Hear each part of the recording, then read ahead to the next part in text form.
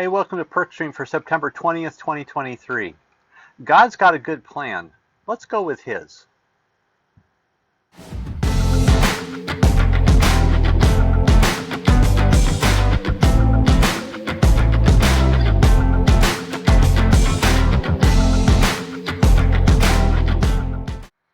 Hey, it's good to sit down with you today. I hope you're having a great day.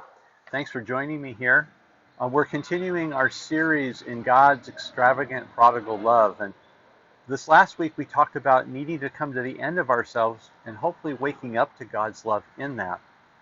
And in that phrase, coming to the end of ourselves, what I found is it seems to be distinctly Christian in origin. In fact, the first time I come across it, it is in the mouth of A.W. Tozer. And this is what he said. He said, the reason why so many are still troubled, still seeking, still making little forward progress in their faith is because they haven't yet come to the end of themselves. We're still trying to give orders and interfering with God's work within us. Well, I certainly see the younger son doing that, where he decides he's going to live his life one way, but the older son's not off the hook on that either. He's been dutiful, he has been obedient, he has stayed home. And so he thinks now that because of this, he gets to call a few shots, including how do you treat a scoundrel son who comes home? Truth be told, we all need to come to the end of ourselves and put our trust in God and His plan and His action and His timing. The last part of Tozer's quote really gets me. Interfering with God's work in us. We want to grow our faith in God. I believe that you want to grow your faith in God. But how many times are we in a place where we go, I think we need a different plan, God?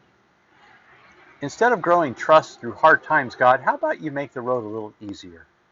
Instead of having me wait to see your work, how about we do it all now? Or instead of letting you bless me your way, how about you bless me my way?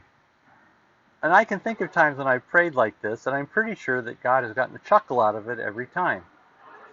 Well, the good news is I've been learning to stop interfering, and I hope you too have made progress in not interfering in the Lord's plans, even when it's been difficult.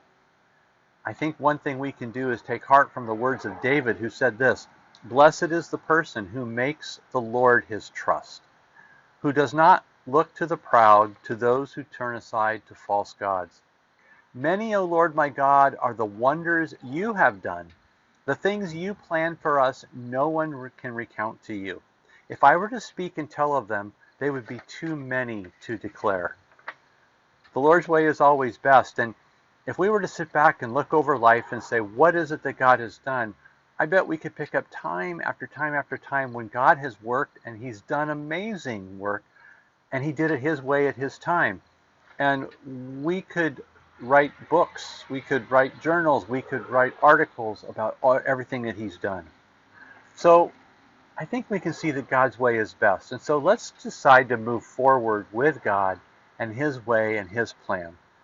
Let's move forward with God and not struggle against His way, but rather cooperate in the way He's doing things. We can move forward with God best when we make the Lord our trust and we come to the end of ourselves, not expecting that we can offer anything that makes the plan better, but receiving His plan as a good gift. Well, thanks for joining me today. I hope that you have a great rest of your week, and we'll see you Sunday. God bless.